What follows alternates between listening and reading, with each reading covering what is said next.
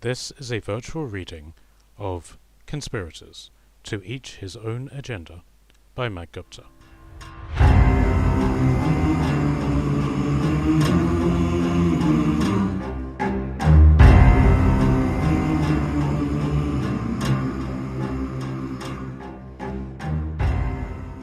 Chapter 5. The Citadel Throne Room. The company stepped over the threshold and a few paces into the room, clearing the archway of the door. There they waited. Faelthor and Cameron stood shoulder to shoulder, their hands clasped in a prayer-like manner in front of them with their heads bowed. Guilorn was looking around nervously. He was very conscious about how expensive the place looked. The entire hall was made up of statues and busts of the past leaders and late kings of the kingdom. The hall ran the entire length of the citadel with doors to the sides and rear that led to the rest of the complex. The stone was white marble, but the archways, the pillars, and the corners of each wall were lined in black stone. There were 3 gold and silver thrones on the far side of the hall. The grandest, which looked like it had been made for a giant, was set on a platform at the top of a set of 5 black steps, in between the 2 smaller ones. This was obviously the superior of the 3. The other thrones were set at floor level, much taller than they needed to be, but plain and decisively chair-like. There were several people in the hall, all of them in deep council. For a long time, these people ignored Faelthor and his company, though an elderly and unassuming man with an incredibly long beard and blue and gold robes kept casting glances at them. There was a man sitting on the higher throne, a huge silvery grey cloak around him that clinked heavily with golden coins. He was lounging upon the higher throne as if he could do no wrong on it, while the others conversed on floor level. He had black hair which was tied into a plait on one side, and, like most of the kingdom's high-class men, he was clean-shaven and had a look of severity that would turn men to stone. He was wide and slightly tanned, composed enough to not be a glutton, but clearly the biggest man in the room. While the company waited by the door, one of the men walked over and sat down on the smaller throne. It was clear that they shared a common heritage. They had the same eyes and facial structure, but he was far more fit and had the look of handsomeness that comes to young men when they laugh or smile, despite him being a man of 30. The younger man, Decimus, son of Ignatius, signaled to the company to come over with a vague flick of his wrist. As they began the long walk across the hallway, Decimus spoke up to his father, who straightened up harshly and glared at the company as they approached. Once they had passed the halfway point, Ignatius rang a small bell on the throne arm. In an instant, every door in the hall opened, and a citadel guardsman walked through into the hall with equal strides. They stood by the doors and prevented anyone from leaving. Each had a spear long enough to be a small pike, and all of them kept their free hands on their swords. "Brace yourself," Cameron whispered to Guilorn, "and remember, do not say anything unless spoken to." "Hail Ignatius, of House Steward, Imperator of the Kingdom," Faelthor called out, inclining his head. Consul Faelthor, the dictator greeted, without any sign of gratitude or welcome. "Welcome home." "Thank you, my lord," Faelthor bowed, ignoring the lack of enthusiasm. "Captain Cameron," Decimus greeted, throwing himself up out of the chair and striding boldly to shake his hand. "It's good to see you again." "Likewise, my lord." "May I introduce Conditoris, Lord Aquila, and Prince Alistair of Seaward?" Decimus gestured to the 3 main men of the group. "Conditoris," Faelthor whispered in wonder, looking to the old man in the blue robes. "What brings the founder of Rome to this meeting?" "Greetings, General." Conditoris nodded. who looked no more impressive than he had before. He sat down on a small stool that no one had noticed and adjusted the sleeve of his robe. "It has been some time." "It has," Faelthor nodded politely. "What brings you out here?" "That is a long story for another time." "Indeed," the man named Aquila nodded. He was a man of average height, with black hair and young facial appeal, who seemed to be dressed for a night at the theatre instead of a day of politics. His dark green cloak was wide enough that he could hide his hands within its folds with no effort, and his sword, which had something of an exaggerated hilt, was equally hidden. He was clad in the cured leather armor of the Northern Kingdom and had a pair of leather boots, which appeared to have survived several hardships and been masterfully repaired time and again. His armor and brooch declared him as the representative of Horseland, effectively an ambassador. "We have more urgent matters to attend to." "Such as congratulations." Prince Alistair clapped his hands loudly. The Athenian prince was a handsome, brown-haired man with a silk heraldry cape of a brilliant blue, dominated by the image of the silver owl of Athens in the middle. With the Golden King dead, the countryside is enjoying its first time of peace in over 4 centuries. "The army of the sand will take decades to recover," Aquila agreed. "A stinging blow has been made against our enemies." But the blow is not complete. Ignatius got up from the throne and descended down the stairs. The Golden King may be slain, but he has been made a martyr by the people of Sand. He is now a beacon for insurrection for all of the lands. You should have taken him alive and brought him back to my city to be made an example of. Now his family has given him a funeral with dignity and respect, and his son has already taken up the mantle of Golden King. He is recruiting against us as we speak." "Does that matter, Father?" Decimus placed a hand on Ignatius's shoulder. "The Sand people are broken. A final strike against them, and we can destroy the heart of organized resistance in Sand and finally bring back imperial power to Rome." "No," Ignatius shook his head violently. "An invasion into Sand will be the final stroke that will unify them against us. Better fight the enemy in the open field than in the shadows." Conspirator disagreed, as if he was voicing an afterthought. "Enough riddles from you, soothsayer," Ignatius shouted. "He is right, though, my lord." Aquila's voice was the voice of calm. It had a curious effect on Ignatius, who grew still and exhaled. So many tales of great kingdoms tell us that resistance movements are even more damaging than an army 1,000,000 strong. "True," Alistair nodded. "But I fear that either way we will have to deal with a resistance threat. Our cities along the border of Sand will be the victim of terror tactics, now that a standing army is unavailable to them. If we are to try and maintain a calm with the men of Sand," Decimus put in, "less bloodshed would be a good place to start.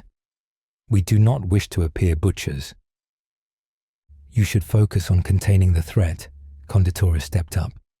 "If the forces of Sand are rebuilt and are allowed to ally with our enemies, I fear that all of the kingdom and the south will be threatened."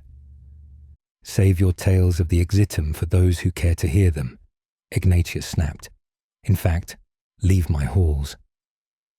"My lord," Aquila intervened, "I strongly urge you to heed the counsel of Conspirator. He has never led anyone astray with his wisdom."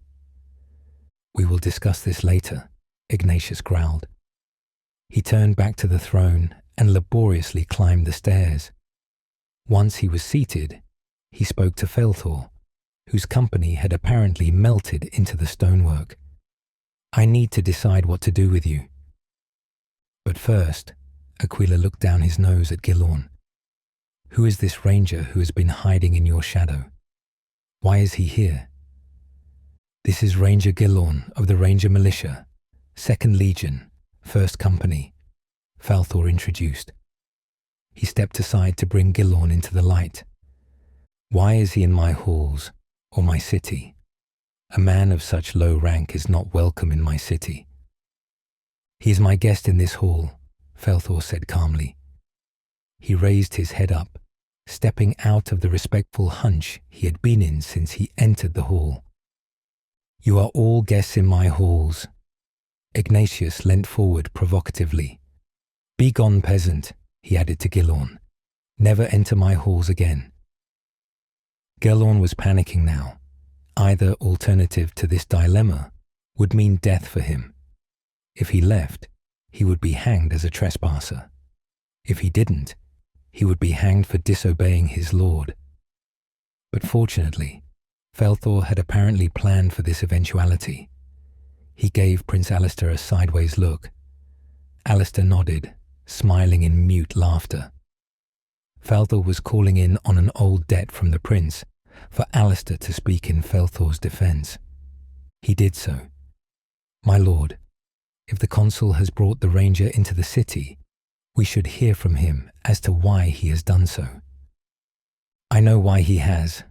Ignatius averted his eyes from them all, as if they were all abhorrent to his sight. But if only for the sake of variety, father. Decimus stepped in, taking some of the heat from Alistair. We could let the general explain in his own words. He turned to Faelthor before Ignatius could respond. Speak. Faelthor nodded and inclined his head, winking slightly at Alistair as he did so. Conditoris noticed this and began to chuckle, pretending to be racked with sudden coughs. The final stage of the battle saw the Sand People army in a full rout. The army pursued them to their camp, and I gave the order for the army to hunt down the remaining forces and to capture the king. Once the army was in place, I decided to commit my final reserve forces and enter the battle myself to oversee the final stage of the engagement and to prevent any premature looting. Once I had entered the fray, I ordered my citadel guardsmen to spread into the camp and gain intelligence on the king's location. That is when I encountered the ranger. He had maneuvered through the camp and killed several warriors of the Sand Army already. Why were you not with your battalion at this time? Aquila folded his arms in disapproval. Gilorn was silent for a moment, unsure whether he was allowed to answer. Finally, Cameron kicked him in the ankle. We were not trained to fight in formation, sir, he said to his feet. When entering the camp, our formation broke instantly, and I was left with only my closest friend. How did you find yourself in the general's presence? Alistair asked. He seemed slightly more interested in Gilorn than the others were. My friend and I took to the rooftops of the camp. Gilorn needed no incentive to talk this time. But we only had so many arrows. Soon I was forced to find new missiles for myself and my friend. Upon finding his new weapons, Faelthor took over. He found himself in the entrance to the camp. When my guardsmen were sent away, we were set upon in a desperate flanking maneuver by sand warriors. We fought them off, the ranger with a deftness I have only heard in stories of the elven archers. Gilorn blushed and hid his face. It was quite a compliment. Faelthor continued. In the chaos of this attack, the ranger made a series of well-placed shots and killed a Hashashin with a single shot. He saved my life with that shot.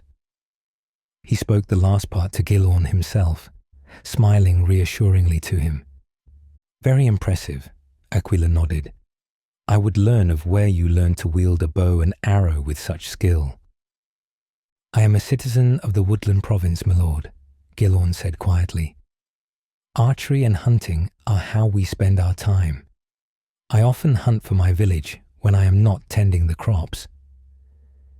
This does not explain why he is here, though, Conditoris growled sternly.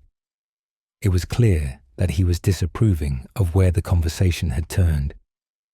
True, Ignatius shouted unexpectedly. It seemed to be the first time they had agreed on something, as Conditoris spluttered in surprise and inhaled part of his beard. Aquila, offered him a small cup of water to help with his coughing. "Stay to the point." Faelthor nodded reluctantly, looking to Decimus, who offered no aid in his glance. "Very well.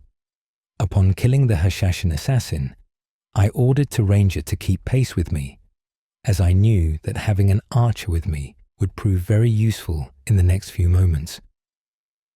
"You have archers in your citadel guards," Decimus stated. "Why not rely on them?" "The guardsmen under my command," Cameron stepped in, "are trained in spearcraft and melee combat. Those who are equipped with bows are of limited skill, especially from horseback." The room was silent for a moment. Cameron had spoken out of turn. Finally, the air was broken by Alistair. "This is true. Heavy armor and longbows rarely mix." Aquila waved a dismissing hand at them. "Continue with the story." "We were in the main causeway of the camp," Faelthor explained. "I rode straight through to the other side, where I encountered Cameron here fending off an attack of Numid mercenaries." "And yet your armor stands untarnished." Conditoris narrowed his eyes. "How can that be?" "They kept swinging and they kept missing," Cameron boasted in a respectful tone, but with a hint of smugness. Alistair laughed into his sleeve, but he quickly found his composure. "When the mercenaries were defeated," Faelthor continued, "we found the Golden King, making a retreat with a contingent of King Snake Guard over the border of province." Conditoris seemed to take interest at this point. "You baited him back, I trust?" "No." Faelthor shook his head. "I simply turned to the ranger. He understood my orders before I even gave them, and he loosed a single arrow.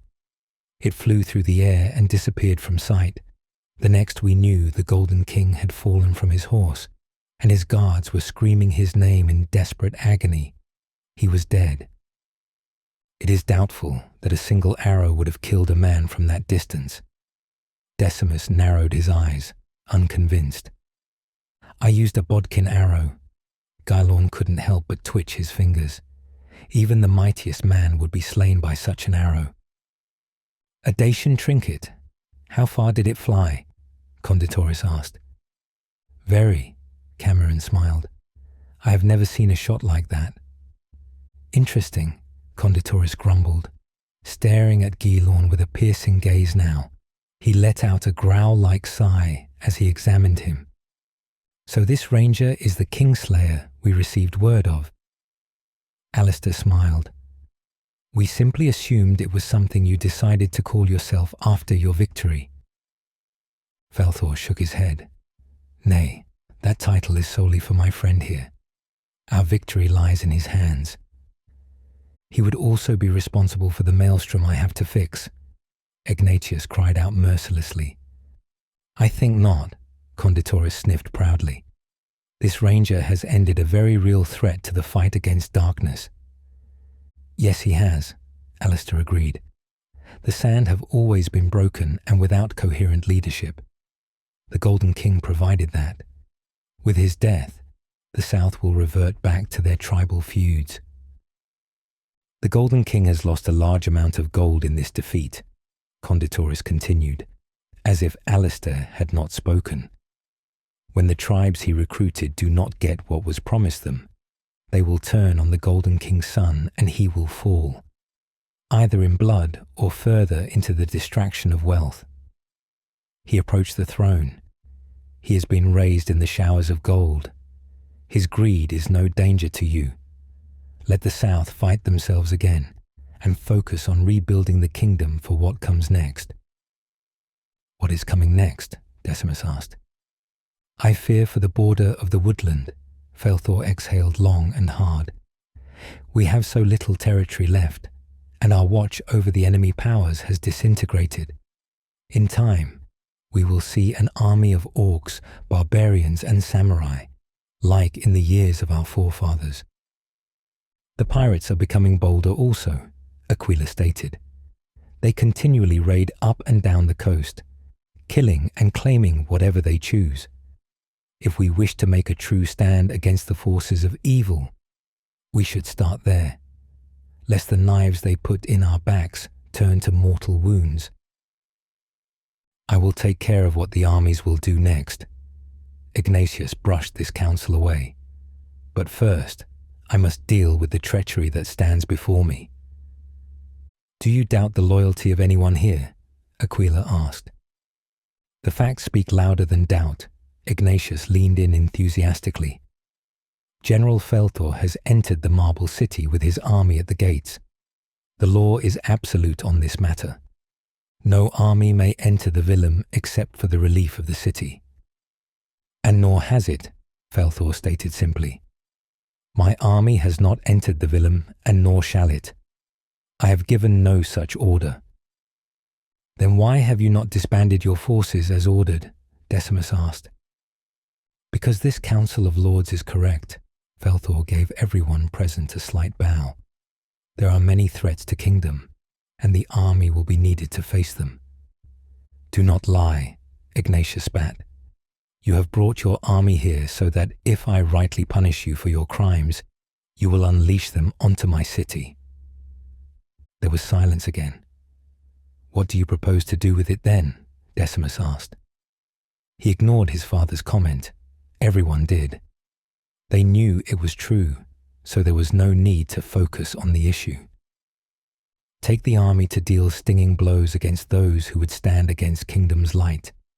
End the threats to our way of life. Faelthor began talking, as if he was giving a speech to the crowd. Let me resume my command and I will secure the kingdom. Conditoris raised his head high. He was in complete agreement on this. But the others remained unconvinced. Never, Ignatius spat finally. We will not give you leave to conquer our own lands and turn the people to your own cause. What cause is that, father? Decimus asked. The greatest kingdoms in the world have fallen because they looked to the past more than the future. We live in a state of terror now. Evil is at every door. We must act before it consumes us. We have broken the army of sand, Aquila urged. Let us seize the initiative and ride forth while they lick their wounds. No. Ignatius showed his teeth in a hiss that sent spit from his mouth. I will not be remembered as the dictator of kingdom who wasted men and riches on pointless endeavors. I will not be vilified by history so easily. I grow tired of this, he added. Leave my halls. The council will convene tomorrow. Then I shall deliver my verdict on the general's actions. Verdict, my lord? Alistair asked. Surely he should be rewarded for his service. He has committed a terrible crime and must be punished, Ignatius shouted. It is just and it will be done.